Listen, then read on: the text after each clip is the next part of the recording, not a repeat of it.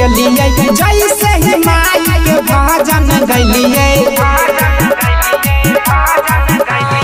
गेलै जब आवाज कान में सुतल रहे उ जागलै रे बाघवा नाचे लागले रे बाघवा नाचे लागले मच गेलै हर पंप कोइनु कैलै और कोई भागलै रे बाघवा नाचे लागले रे बाघवा नाचे लागले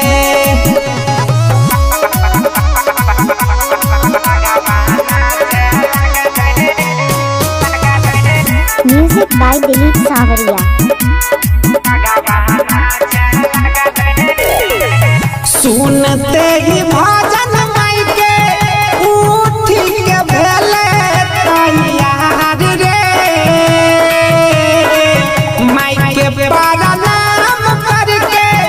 जोर से मारा तैयार रे पूरा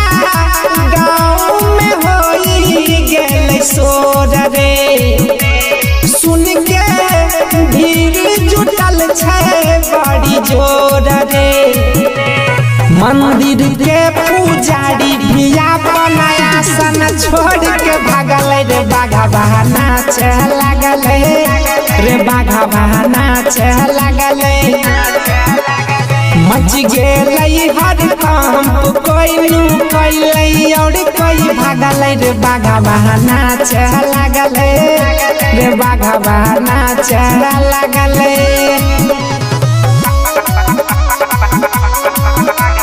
Savaria Recording Studio, Hajipur.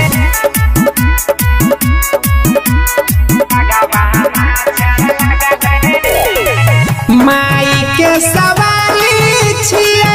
हरदम मूड में रहै छै माई के भजन सुन के